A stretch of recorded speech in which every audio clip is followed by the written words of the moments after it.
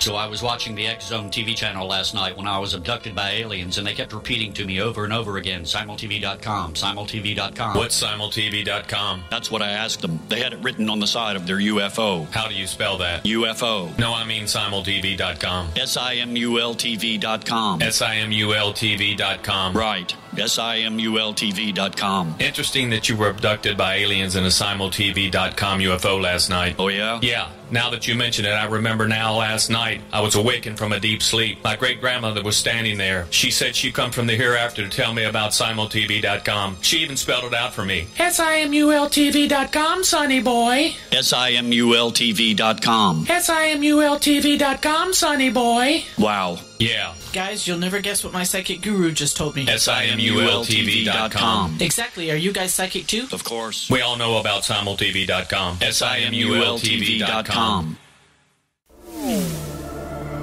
The X Zone Radio Show with Rob McConnell is largely an opinion talk show. All opinions, comments, or statements of fact expressed by Rob McConnell's guests are strictly their own and are not to be construed as those of the X Zone Radio Show or endorsed in any manner by Rob McConnell, rel-mar McConnell Media Company, the X Zone Broadcast Network, its affiliated networks, stations, employees, or advertisers.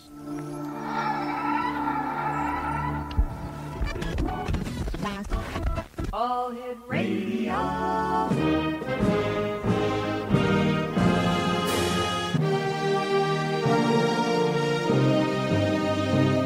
Welcome to the X Zone, a place where fact is fiction and fiction is reality. Now, here's your host, Rob McConnell.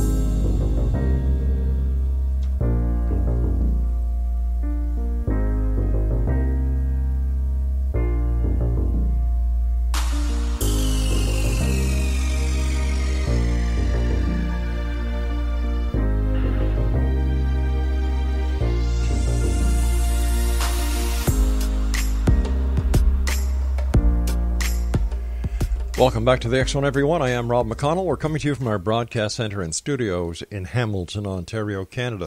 If you'd like to send me an email, xzone at xzoneradiotv.com, on all social media sites, X-Zone Radio TV.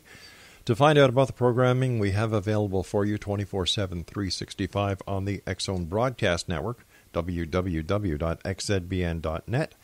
And for the X Zone TV channel, Channel 21 on Simul TV, visit www.simultv.com. X Zone Nation, my guest this hour is John Koerner. He is a professor of American history at Erie Community College in Williamsville, New York. He is the author of several books about the paranormal, including The Mysteries of Father Baker, The Father Baker Code, Supernatural Power, The Secret Plot to Kill McKinley, and Why the CIA Killed JFK and Malcolm X, The Secret Drug Trade in Laos, and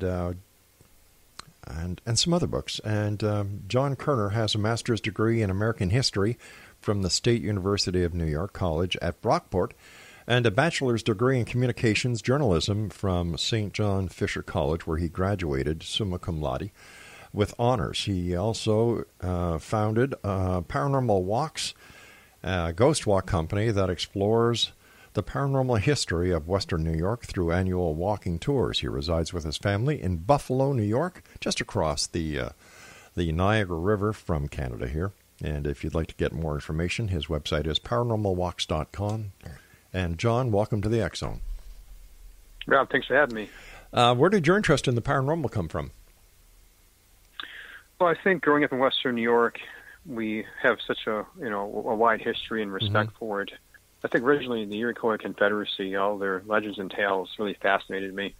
And I think that's kind of how I got hooked in it as a kid. My mother was just respectful of the Iroquois, talked a lot about them, the giants, little people. And when I became a professor of history, later on, many Iroquois actually attended my classes and kind of piqued my interest in that too. So how haunted or how spooky or how supernatural is Western New York on a scale of 1 to 10, based on your experience? Well, it's got so much a wide variety of things. I'd say probably all the way to 10. I mean, You have tours that I do. I mean, I do tours in Lockport, Hamburg, and Medina, and also Buffalo as well. And there's such a rich history of so much just layers of death from the Erie Canal and from the Iroquois, and even more modern times with like the mafia, even just a lot of unusual stories and unusual deaths from the area. Now, you've written a book called "Why the CIA Killed JFK and Malcolm X," but you also talk about the death of JFK Jr. What can you tell us about that?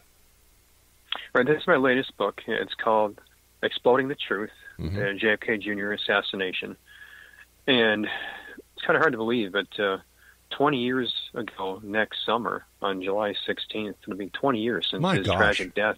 Doesn't seem that long. It's amazing. Yeah, I know, isn't it? The day I remember clearly. It's just such a shocking thing. He was just such a widely, beloved man, and such a man with grace, and he tried to kind of keep himself above politics.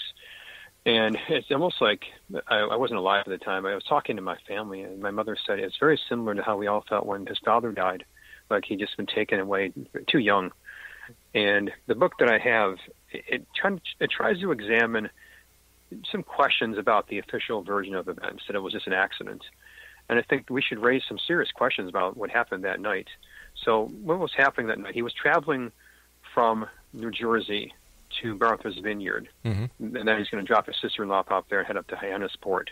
It's supposed to be a beautiful weekend for the Kennedy family. Rory Kennedy, the youngest daughter of Robert Kennedy, was getting married that weekend, and he was heading up there with his wife and his sister-in-law. And then at precisely 9:40 p.m., his Piper Saratoga that crashes into Martha's Vineyard Sea, and he's taken away from us. And the official version of events is that he was suffering from something called spatial disorientation. And what that basically is, we all live in Western New York and Southern Ontario. We know what blizzards are, where, for example, you don't know what's in front of you, what is left, what is right. You can crash your car that way. It happens to pilots, too, where they can't see what's in front of them. Weather might be a factor with that.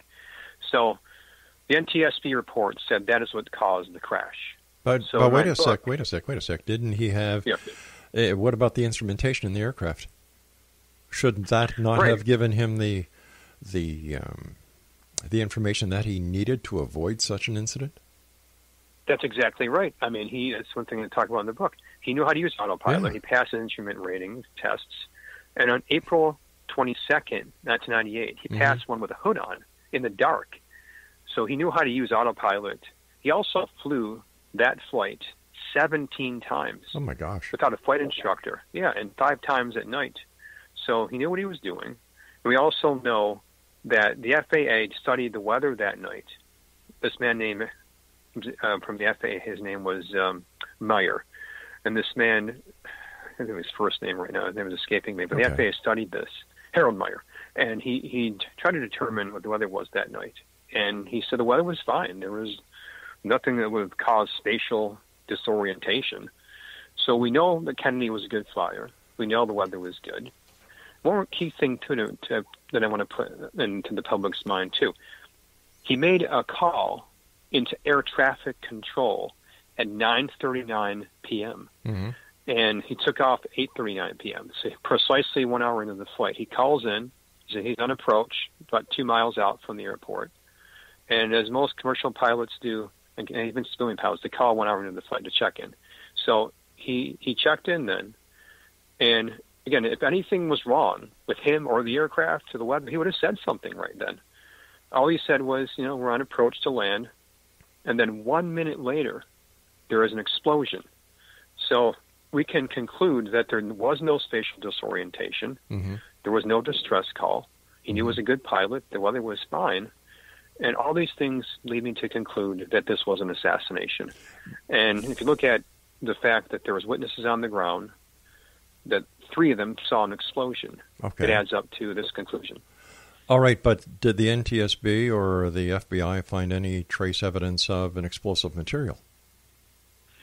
Well, this is what happened. After, it gets even weirder at this point. So we have the time that he calls in to air traffic control, 9:39 p.m. And then at that point in time, you would think it'd be easy to recover the aircraft. We know exactly where he went off of radar. We know exactly when he called in. And the water there is just 100 feet. But it takes them 5 days to recover the bodies. It makes completely no sense. What are the currents like there? They're completely flat. It's good for fishing. In fact, I've talked to several people that live up there, and the water is actually quite clear. Okay, so you've got the NTSB, you've got the NTSB, you've got the FBI. Because it went in the drink, the Coast Guard were involved, and it took all these agencies 5 days to find the aircraft. It doesn't make any sense. And we can also mention, too, that there is one key piece of evidence that I think beyond anything else proves the complicity of the military-industrial complex in this assassination, and that's the rescue beacon. So ABC News and NBC News report that 2:15 a.m., the Coast Guard and the Navy hear the Pepper of Saratoga's rescue beacon. This is on July 17, 2:15 a.m. They find the aircraft. They're closing in on it. And then the Navy says, oh, no, hang on a second. It's not the Pepper of Saratoga. It is a downed Navy military aircraft. Okay. It's one of our own. So then at that point in time, the media drops the story and doesn't ask some very important questions. Where is the body for that pilot? What mission was this pilot on? What caused that crash? Where is the aircraft? All these questions were never asked to see if there was another plane in the water at that time. So what ends up happening is the story goes away. And what probably did happen is they did find the Pepper of Saratoga at that time, and needed this cover story of this other aircraft to buy themselves more time to cover up the scene of it, make it look like an accident. All right, we've got to take our first break. Please stand by. Exonation, our guest this hour is John Koerner. His website is paranormalwalks@gmail.com, and we'll be back on the other side of this break as we continue here in the X Zone from our broadcast center and studios in Hamilton, Ontario, Canada. Once again, my email, xzone@xzoneradiotv.com, and you're listening to us around the world on the Talkstar Radio Network, Mutual Broadcast Network, iTunes, iHeart Radio, and Simul Radio, and Simul TV, and of course, the X Zone Broadcast Network. Don't go away.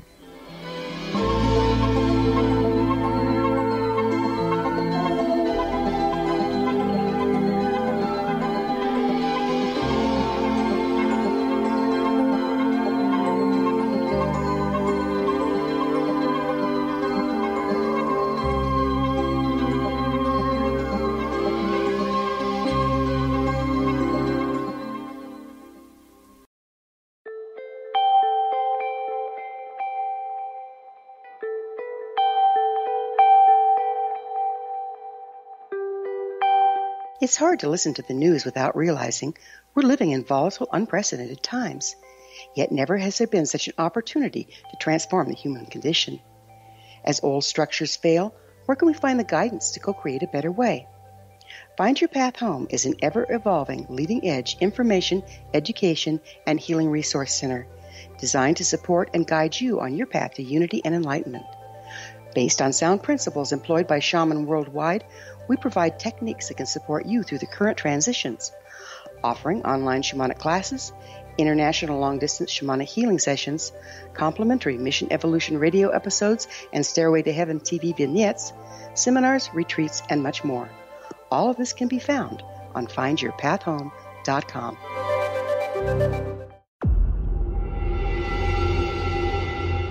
Whether you're a skeptic or a believer, join me, Rob McConnell, as together we'll investigate the world of the paranormal and the science of parapsychology here on the X Zone Radio TV show on XZBN and the X Zone TV channel on Simul TV. Since 1990, the X Zone Radio TV show has been the place where people dare to believe and dare to be heard. Together, we'll investigate UFOs, aliens, ghosts, Bigfoot, psychic phenomenon, lake monsters, conspiracy theories, government cover-ups, the truth embargo, alien abductions, ESP, haunted locations from around the world, and so much more. With over 28 years of broadcasting and more than 4,500 individual guests, the X Zone is truly a place where fact is fiction and fiction is reality, as evidenced by the credibility, integrity, and professionalism of the guests that we bring to our international audience. If you have seen a UFO, had a close encounter, seen a ghost, Bigfoot, lake monster, or a story that you would like to share or have investigated, contact me, Rob McConnell, by sending me your email to xzone@xzoneradiotv.com, or you can call toll-free 1-800-610-7035, extension 143, and on Skype, X-Zone Radio TV. For more information on the X-Zone Radio TV show with yours truly, Rob McConnell, visit www.xzoneradiotv.com or www.xzonetvchannel.com or simultv.com and xzbn.net. Until next we meet here in the X-Zone from our broadcast center and studios in Hamilton, Ontario, Canada, always remember, X-Zone Nation, keep your eyes to the sky and your heart in the light.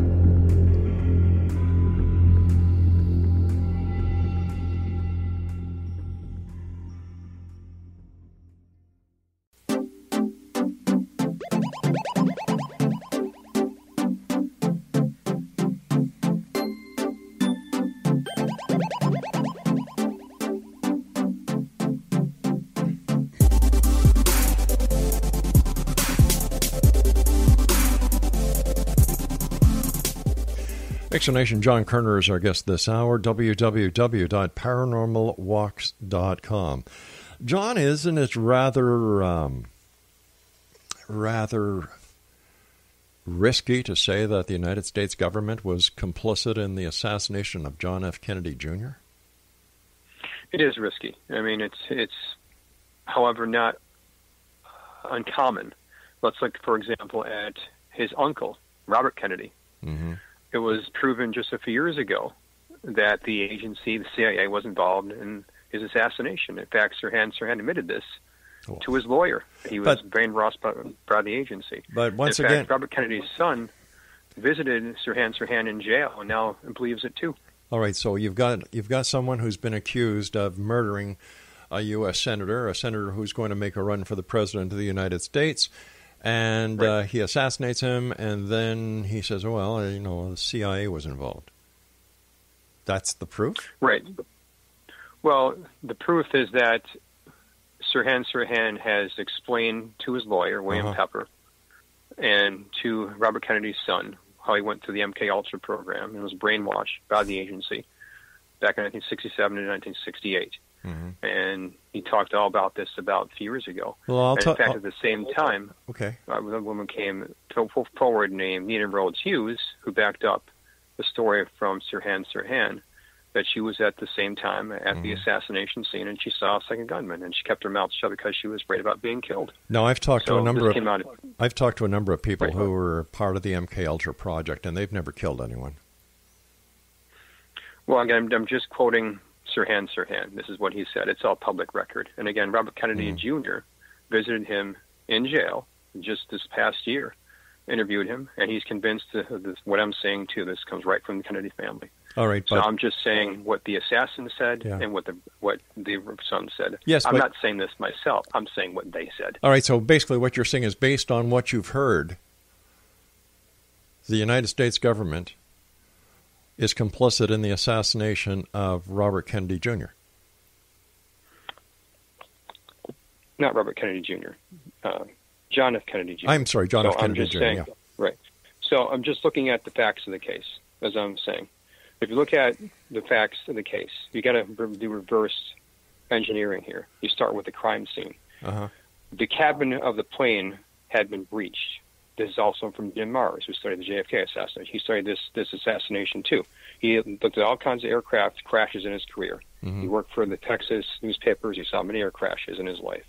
He said if this crash was an accident, the plane would be crushed together on the ocean floor, bodies together, luggage, people, everything on the ocean floor. This did not happen here. Wait a second. There's a 17-mile nautical radius of a debris field where they found sneakers, luggage, airplane parts, in a wide area. Now, if I'm not mistaken, Mars, it was breached. If I'm not mistaken, when a commercial airline goes down, it doesn't go down to the bottom. You don't find everybody in one area. So I can't understand the logic behind this person saying that when it's false. It's wrong. Because if that was the case, every time a commercial, every time a commercial airplane, go ahead. Every time a commercial aircraft goes down, there's a debris field. Bodies are found all over the place. They're not found at the bottom of the ocean, contained within the aircraft. So sure, but what they found in this situation was they found things on the land, not things washed up on shore. So they were seeing things that had been flown through the air onto land.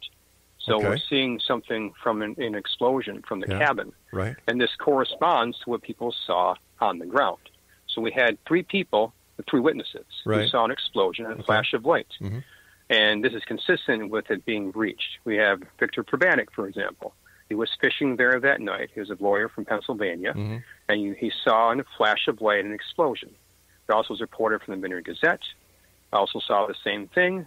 And remember, the Kennedy family saw the same thing, too. So we have three people who saw a flash of light and explosion is consistent with being a cabin being breached with a wide debris field. Okay. And as I said before, the call in at 9:39 p.m., it proves he wasn't suffering from disorientation. If he was, then he would have said so at that time. He did not. He was calling in to land. And 1 minute later, there was an explosion. So if there's anything wrong with the plane or himself, he would have said so. He did not. How about mechanical failure causing an explosion? That's possible, too. But what I'm saying is that's not what the NTSB report said. They said that he was the cause of the accident, pilot error, not a mechanical defect. So that's possible, too, sure. But their report says it was his fault. He was a bad pilot. He was unable to recover the aircraft, and it crashed into the sea with no explosion, with spatial disorientation. All right, that is not consistent with the evidence. If this wasn't a Kennedy, would this be a story? I don't know. Who knows? It seems like at that point in time, he was looking into getting involved with politics. And again, back to the point about the rescue beacon, too, is such a key thing to mention, because there is no way to confuse a naval rescue beacon with a civilian beacon. A Pepper Saratoga beacon is a high-pitched shrill sound, and a naval rescue beacon is more like a foghorn. They never could confuse that. It's a deliberate lie that they made right there. They're two way different sounds. So when they made this lie that they didn't recover the Piper Saratoga and instead they were one of their own downed aircraft, never saying what pilot was killed, was a family informed, all of that was put forward to the public and never was it investigated by the media or anyone else. So that key point there about faking a rescue beacon is such a key part of the evidence that there's something more to be asked about, this whole crazy thing of downed aircraft. All right, 20 years ago this happened. What relevance does it have today? Why not look for the truth? Should we just always not learn from the past? Should that go for everything in our nation's history, just because it happened long ago, just don't talk about it any longer? I mean, it doesn't make any sense to me. I'm a historian. We learn from the past. That's what we do. Yeah, we also know from history that the history is written by the victors, and that history at times has been totally tainted. Well, think about this nonsense right now that he is QAnon, that JFK faked his death, JFK Jr. faked his death, and now he's supposedly writing on the Internet. Just for that very reason alone, we can dispense with this, fake news idea that he is somehow still alive writing on the Internet. But that's one reason we can say right there, because he's approaching 20 years since his death, and now people are going to say, well, he's still on the Internet writing as QAnon. There's one reason right there I can give you. But who really cares? When there's stories that JFK was never assassinated, it was all a cover up to hide the fact that he was mentally ill. Then you've got other people who are still seeing Elvis all over the world. It's the society we live in. If you don't want to look at the facts here, that's your problem. I mean, I'm laying out some very easy to know facts here that should be questioned about this. All right, why he weren't never they... made a distress call. There were 3 witnesses that saw an explosion, all of which are not consistent with the report of the NTSB. And if you don't ask questions about history, then you have a very closed mind. The investigation was done. The investigation was closed. But according to those that were there, it's not consistent with the evidence. This myth was put forward by the media that he was some kind of bad pilot. That's not the case. You look at his flight record. He flew that same flight 17 times by a flight instructor, 5 times at night with a hood on. He did his instrument testing. He also, for example, back to 1982, was flying in the air for many years. He loved being in the air. He was a great pilot. That was the way he escaped from the stress of his life. So there was this idea that he also hurt his leg, that he couldn't fly because his leg was hurt. That's also not true. He got the cast removed the day before, and he had a whole 2 days to work off any kind of problems with his hurt foot. He talked to his doctors the day before. Right. Everything was fine. He had a whole hour of flight, and that proves right there his foot was not hurting him. So all these different myths are put forward about him, that he was some kind of crazy bad pilot or was wild and reckless with his life, none of which were true. All right, I want to thank you for joining us. I think that you're full of hot air and you really don't know what the hell you're talking about. Obviously, a conspiracy theorist more than historian, because, he's also written a book, Why the CIA Killed JFK and Malcolm X. Yeah, it sells. There's enough wing jobs out there who really get into this stuff. And it's not a matter of not wanting to ask questions. It's a matter of not believing the bull crap that conspiracy theorists are always spewing. If everything to them is the government conspiracy, somebody is getting assassinated, MK Ultra, they have more excuses for why the world is all screwed up. They have no sense of reality. And how can you have somebody who claims to be an expert historian who actually does paranormal walks? Another book that he wrote was The Secret Plot to Kill McKinley. Then Why the CIA Killed JFK and Malcolm X. The Secret Drug Trade in Laos. Now, come on, people like that just tip me off. We'll be back on the other side with, hopefully, a guest who knows what the hell they're talking about as we continue here in the X Zone from our broadcast center and studios in Hamilton, Ontario, Canada. My name is Rob McConnell, and in case you haven't noticed, I'm not taking this crap anymore. We'll be back. Don't go away.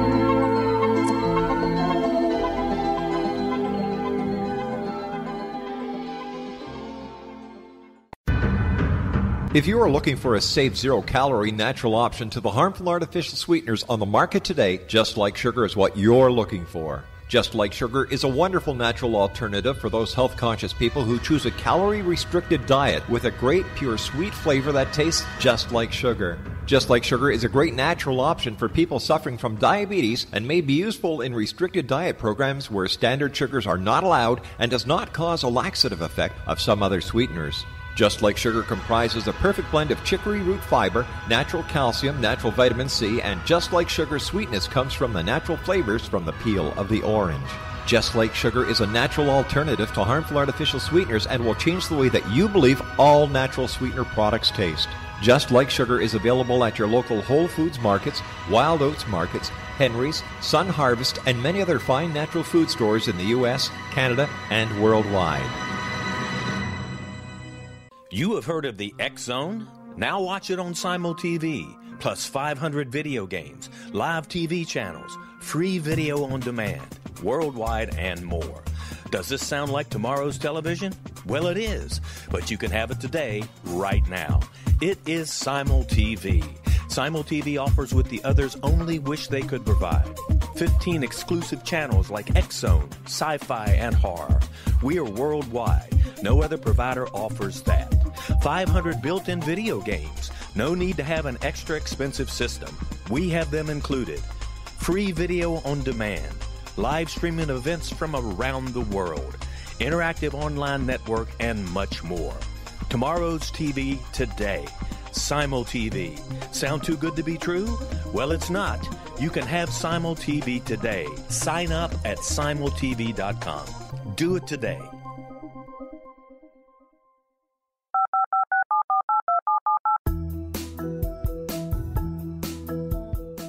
Did you know that when you're on the road with limited data or Wi-Fi, you can still listen to the X-Zone Radio Show with Rob McConnell, The Science of Magic with Gwilda Wiyaka, X-1, Dimension X, Space Patrol, and every minute of the X-Zone broadcast network by calling 213-401-0080, courtesy of Audio Now.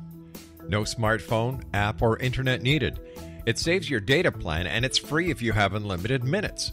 Call 213-401-0080 to listen on any phone, anytime, anywhere.